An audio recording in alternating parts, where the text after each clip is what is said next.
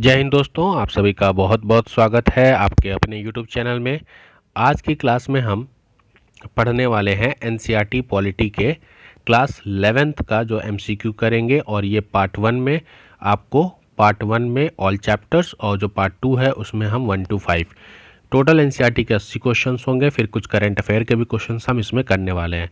Class 6 से लेकर 10th तक आपका क्वेश्चन आंसर कंप्लीट हो चुका है। अब क्लास 11th मैं स्टार्ट कर रहा हूँ पॉलिटी का। क्लियर? चलिए आगे बढ़ते हैं। राजनीतिक सिद्धांत के उद्देश्य के संबंध में निम्न कथनों पर विचार करें। अब बताइए इनमें से कौन सा कथन सही है। राजनीतिक सिद्धांत का उद्देश्य नागरिकों के राजनीतिक प्रश्नों के बारे में तर्कसंगत ढंग से सोचने का परीक्षण देना है। क्या ये सही है? तो ये कथन एकदम सही है कि राजनीतिक सिद्धांत का जो उद्देश्य होता है वह लोगों को राजनीतिक प्रश्नों के बारे में सोचने और तर्कसंगत करने के बारे में बताता है। सामाजिक राजनीतिक घटनाओं को सही तरीके से आंकने का परीक्षण देता है। जो सामाजिक राजनीतिक घटनाओं को सही तरीके से आंकने का परीक्षण कौन देता है? राजनीतिक सिद्धांत। तो इसका राइट आंसर हो जाएगा ऑप्शन सी 1 और 2। अगला क्वेश्चन है हमारा, प्रसिद्ध पुस्तक हिंद स्वराज के बारे में आपको कुछ कथन दिए गए हैं और आपको बताना है इनमें से असत्य कौन सा है। तो हिंद स्वराज ये बुक लिखी किसने थी? तो ये पुस्तक लिखी थी महात्मा गांधी जी ने। ये कथन आपका सही है। हिंद स्वराज महात्मा गांधी की आत्मकथा है। क्या ये कथन सही है? नहीं, ये कथन आपका गलत हो जाएगा। गांधी जी ने अपनी पुस्तक हिंद स्वराज में लिखा क्या था? अच्छा दिया हुआ है, हिंद स्वराज में वास्तविक स्वतंत्रता का विश्लेषण किया गया था। तो ये आपका सही है, ये गलत है। ये गांधी जी की आत्मकथा नहीं है, यहाँ पर स्वतंत्रता का विश्लेषण किया था गांधी जी ने। क्लियर? तो असत्य पूछा है तो ऑप्शन बी। अगला क्वेश्चन है हमारा कथन और कारण।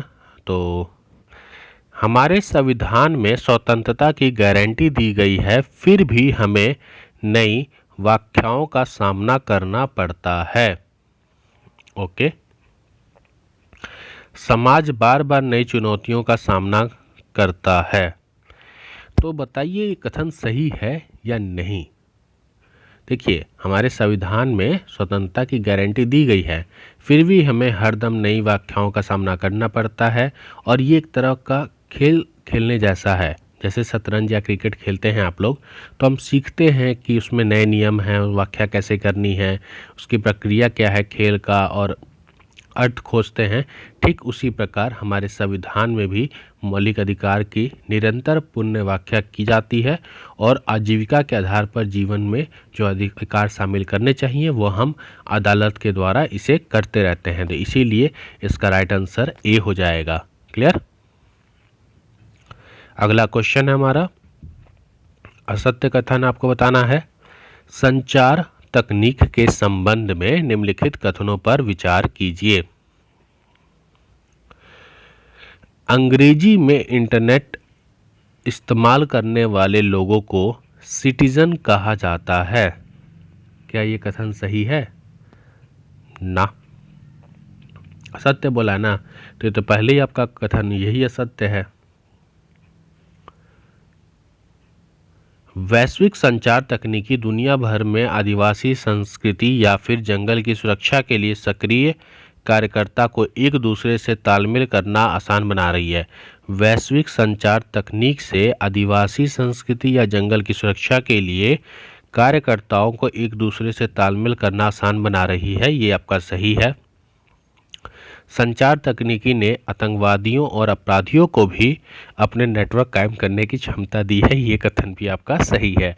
तो इसमें असत्य पूछा था तो पहला कथन आपका असत्य हो जाएगा। क्लियर? अंग्रेजी में इंटरनेट इस्तेमाल करने वाले को नेटिजन कहते हैं। ठीक है, सिटीजन नहीं कहते। क्या कहते हैं इसको? हम नेटिजन।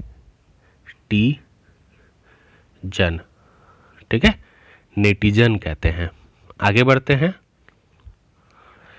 राजनीतिक सिद्धांत का प्रमुख ग्रंथ द रिपब्लिक किनकी रचना है?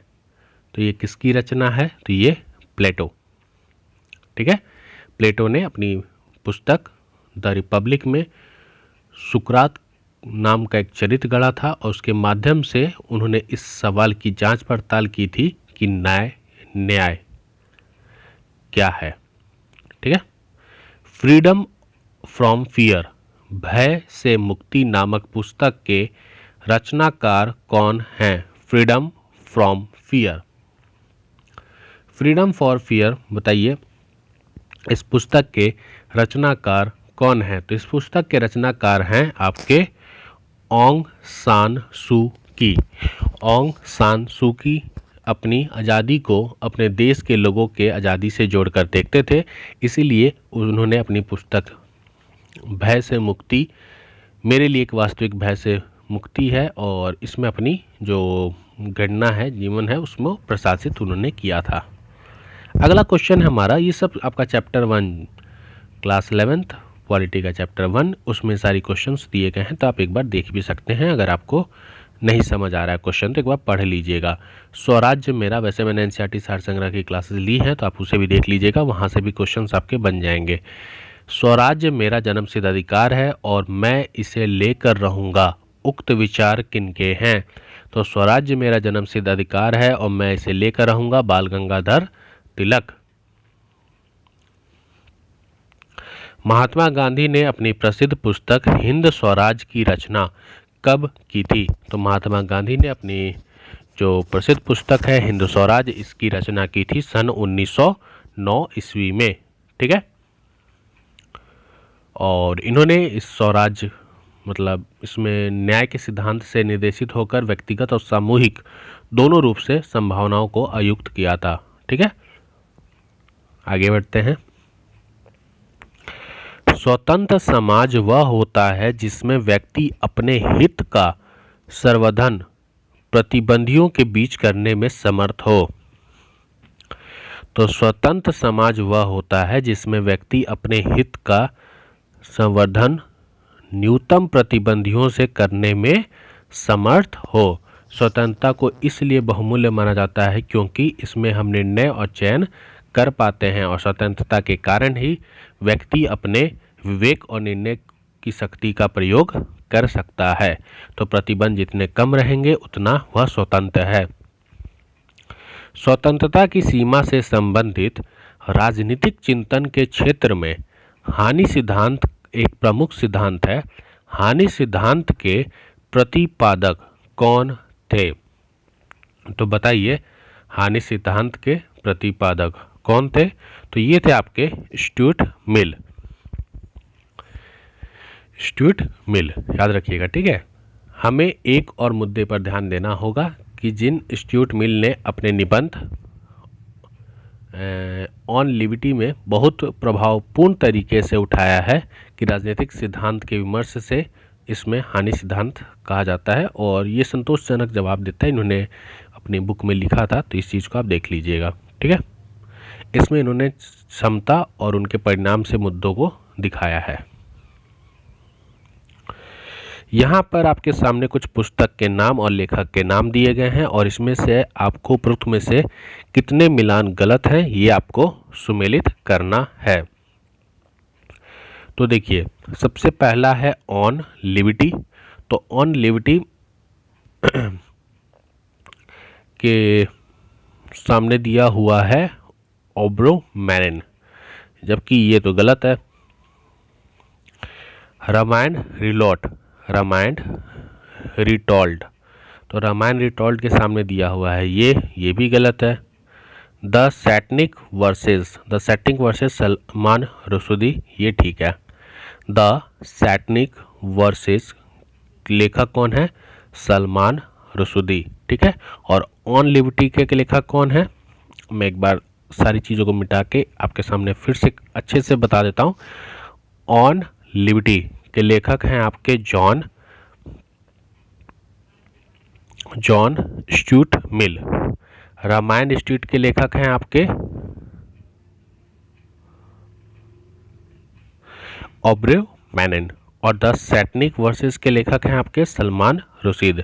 ठीक है, तो ये चीज़ आपको पता होनी चाहिए और इस चीज़ का ध्यान रखिएगा। इसमें बोला था कौन से कितने गलत हैं, तो इसमें आपके 2 गलत हैं। कौन सा, पहला और दूसरा। मैंने आंसर बता दिया है, नोट कर लीजिएगा। अगला क्वेश्चन है 19वीं शताब्दी के ब्रिटेन के राजनीतिक विचारक जॉन स्टुअर्ट मिल ने अपनी प्रसिद्ध पुस्तक ऑन लिबर्टी में विचार अभिव्यक्ति और वाद विवाद की स्वतंत्रता पर बहुत ही भावपूर्ण पक्ष प्रस्तुत किया था। उस पुस्तक में उन्होंने कितने ऐसे कारण प्रस्तुत किए हैं जिनके विचार आज की स्थितियों में गलत या भ्रामक लग रहे हों? तो इन्होंने अपनी जो पुस्तक लिखी थी जॉन स्टुअर्ट मिल ने ऑन लिबर्टी, इसमें इन्होंने वाद विवाद की स्वतंत्रता और अभिव्यक्ति की स्वतंत्रता का पक्ष रखा था। और इस पुस्तक के आधार पर आज की परिस्थितियों में कितने ऐसे कारण हैं जो आपको लग रहे हैं कि ये भ्रामक या गलत हो सकते हैं, तो बताइए कितने ऐसे कारण हैं।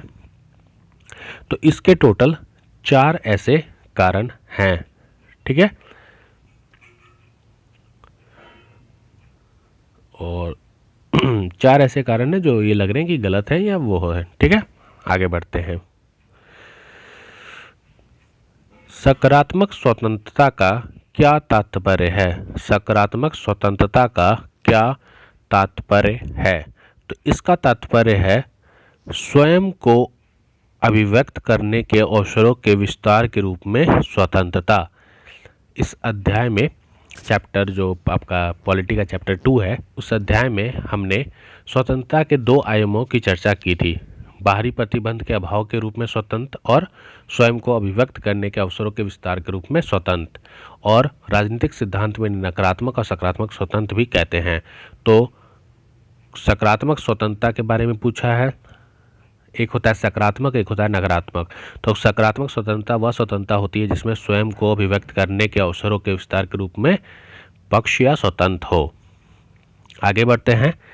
रामायण रीटोल्ड नामक फिल्म के निर्माता कौन हैं? तो इसके निर्माता हैं ऑब्रे मैनन। ठीक है, ऑब्रे मैनन। अभी हमने जस्ट ऊपर भी देखा था इसका आंसर, यहाँ देखा था ना, यहाँ पे रामायण रिटोल्ड के लेखक या निर्देशक कौन है? ऑब्रे मैनन। तो क्वेश्चन आपके रिपीट हो सकते हैं, तो इसमें कंफ्यूज मत होइएगा।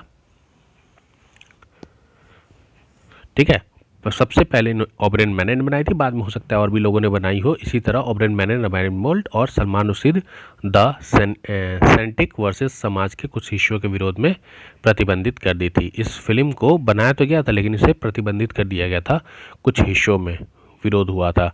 और सलमान रुशीदी की बुक तो आपको पता है कि भारत में कुछ समय के लिए बैन थी, बाद में उसको वो कर दिया गया। अगला क्वेश्चन है रिक्त स्थान की पूर्ति विकल्प को आपको आधार बनाना है। दिया हुआ है डैश की अवधारणा एक राजनीतिक आदर्श के रूप में उन विशेषताओं पर जोर देती है जिसमें तमाम मनुष्य रंग, लिंग, वंश या राष्ट्रीयता के फर्क के बाद भी साझेदार होते हैं।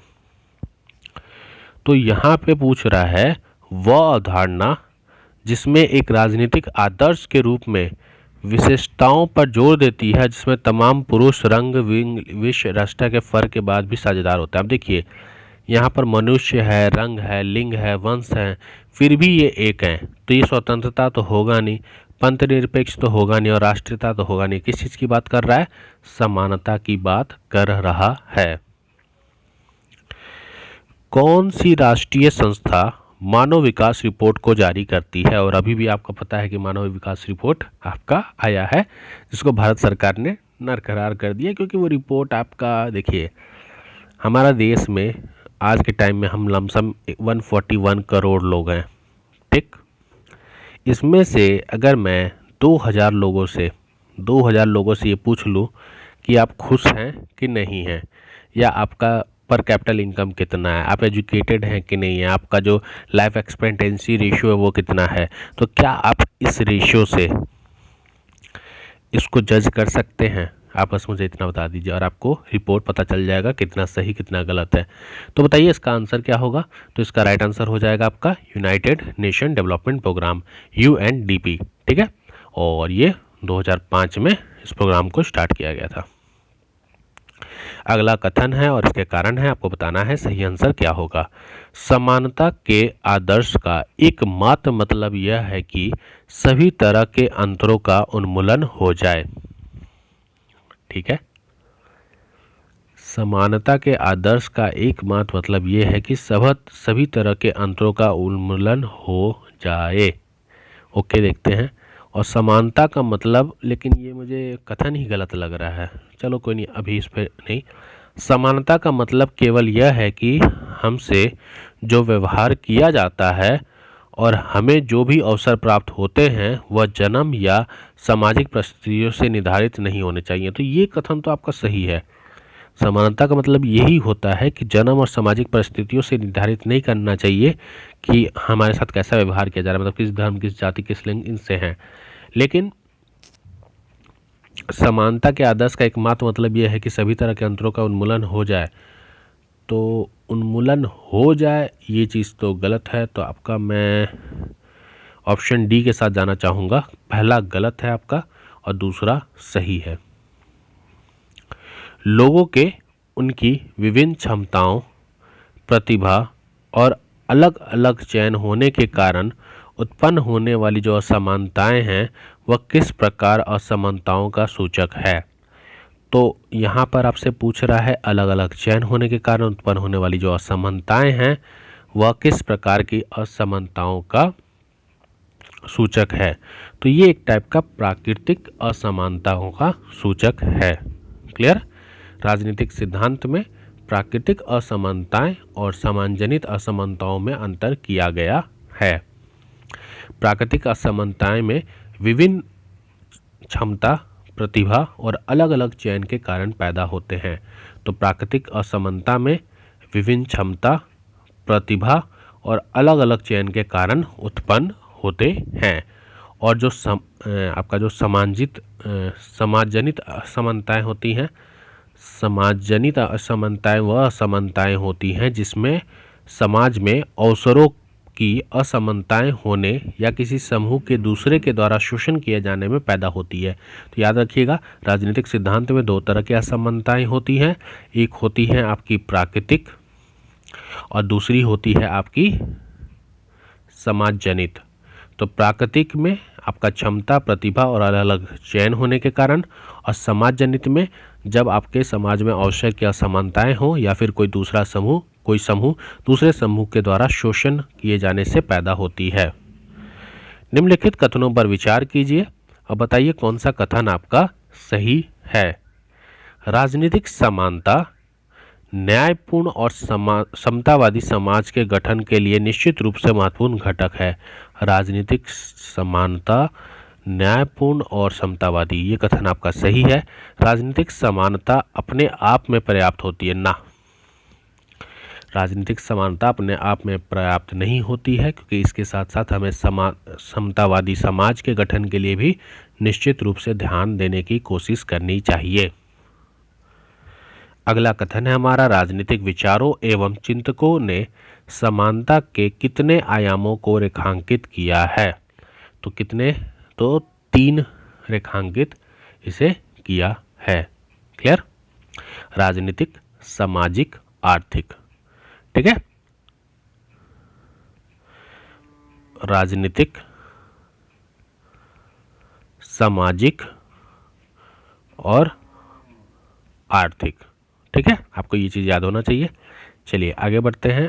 हाँ, अभी टाइम नहीं हुआ है। चलो, रिक्त स्थान की पूर्ति विकल्प में दिए गए उच्च शब्द के आधार पर कीजिए। असमानताओं के जवाब में उपजे कुछ राजनीतिक विचारों का समूह है। असमानताओं के जवाब में उपजे कुछ राजनीतिक विचारों का समूह है। तो बताइए इसमें से सही आंसर क्या है। पूंजीवाद, उदारवाद, समानतावाद, समाजवाद। समाजवाद जो है वो असमानताओं के जवाब में कुछ राजनीतिक विचारों का क्या है, समूह है। अगला क्वेश्चन है हमारा, राजनीतिक दार्शनिक इमैनुएल कांट इमैनुएल कांट राजनीतिक दार्शनिक किस देश के थे? तो ये किस देश के थे? तो ये जर्मनी देश के थे। ठीक है। और इन्होंने मतलब इनके अनुसार हर मनुष्य की गरिमा होती है, सभी व्यक्तियों की गरिमा को सुरक्षित किया जाता है और एक इन्होंने कहा था कि हर व्यक्ति की विकास और लक्ष्य की पूर्ति के लिए हमें अवसर प्राप्त कराने चाहिए। तो याद रखिएगा, इमैनुएल कांट जर्मनी के थे। अब कथन है, कारण है, बताइए क्या सही क्या गलत। समान बर्ताव के सिद्धांत पर अमल कभी कभी योग्यता को उचित प्रतिफल देने के खिलाफ खड़ा हो जाता है। समान बर्ताव के सिद्धांत पर अमल कभी कभी योग्यता को उचित प्रतिफल देने के खिलाफ खड़ा हो जाता है। ओके, वैसे कथन सही है। योग्यता को पुरस्कृत करने के लिए न्याय का प्रमुख सिद्धांत मानने पर जोर देने का अर्थ यह है कि हंसियों पर खड़े समाज के कई तबके कई क्षेत्र से वंचित ना रह जाएं। तो ये एकदम सही है कि समान बर्ताव के सिद्धांत पर अमल कभी कभी योग्यता को उचित प्रतिफल देने के खिलाफ खड़ा जाता है। अगर आप समान बर्ताव के सिद्धांत पर चलेंगे तो कभी कभी योग्यता का जो प्रतिफल है वो उसके खिलाफ खड़ा हो जाएगा। ये बात एकदम सही है। और योग्यता को प्रस्तुत करने के लिए न्याय का प्रमुख सिद्धांत मानने पर जोर देने का अर्थ यह होगा कि हाशिया पर खड़े जो समाज के कई तबके हैं वो इस क्षेत्र से वंचित रह जाएंगे। तो ऑप्शन मतलब आपका कथन ए आपका सही हो जाएगा। ए और आर दोनों सही हैं और आर ए का सही स्पष्टीकरण है। निम्नलिखित में से न्याय के संबंध में किस विचारक का यह तर्क है कि नैतिकता नहीं बल्कि विवेकशील चिंतन, नैतिकता नहीं बल्कि विवेकशील चिंतन हमें समाज में लाभ और भार के विवरण के मामले में निष्पक्ष होकर विचार करने और प्रेरित करता है। निष्पक्ष होकर विचार करने की ओर प्रेरित करता है, नैतिकता नहीं बल्कि विवेकशील चिंतन। तो ये कथन किसके हैं? तो ये कथन है आपके जॉन रॉल्स। जॉन रॉल्स तर्क देते हैं कि नैतिकता नहीं बल्कि विवेकशील चिंतन हमें समाज में लाभ और भार के वितरण के मामले में निष्पक्ष होकर विचार करने की ओर प्रेरित करता है। और इस उदाहरण से हमारे पास पहले से बनाया कोई लक्ष्य या नैतिकता के प्रतिमान नहीं होते हैं। चलिए आज की क्लास का लास्ट क्वेश्चन, क्योंकि 25 क्वेश्चन ही करेंगे, क्लास ज़्यादा लेंदी हो जाएगा। आपको बताना है कौन सा कथन असत्य है। लोकतांत्रिक समाज में वितरण और न्याय के मुद्दों पर असहमति अपरिहार्य और फायदेमंद है। लोकतांत्रिक समाज में जो वितरण है और न्याय के मुद्दे पर असहमतियां अपरिहार्य और फायदेमंद है। ओके, वैसे कथन सही है। इन असहमतियों के बीच राह निकालने का ही दूसरा नाम राजनीति है ना। ये तो मुझे सही नहीं लग रहा कि इन असहमतियों के बीच राय निकालने का ही दूसरा नाम आपका राजनीति है। तो बोला है कौन सा कथन असत्य है। पहला कथन जो सही लग रहा है, असहमतियों के बीच में राय निकालने का दूसरा नाम राजनीति है, तो केवल 1 केवल 2 अगर हम देखें तो निजी उद्योग पक्ष सुनने दूसरे तर्क, लेकिन अगर एक तरफ से देखें तो राजनीति का यही काम ही होता है कि असहमतियों के बीच में राह निकालना। तो मैं ऑप्शन डी के साथ जाना चाहूँगा, ना 1 ना 2। ठीक है, बाकी आप एक बार इस क्वेश्चन को थोड़ा सा देख लीजिएगा। चैप्टर 4 का ये क्वेश्चन है, मैं आपको बता देता हूँ। आपका NCERT class 11th polity chapter 4। ठीक है, एक बार देख लीजिएगा, मुझे कमेंट करके ज़रूर बताइएगा। बाकी आज की क्लास आपको कैसी लगी आप मुझे कमेंट करके बता सकते हैं। वीडियो को लाइक करें, चैनल को सब्सक्राइब कर लें और अपने व्यूज़ अपने थॉट्स आप लिख के मुझे भेज सकते हैं मैसेज के थ्रू या थ्रू कमेंट। ठीक है, मिलते हैं अपने नए क्लास में, तब तक के लिए जय हिंद जय भारत।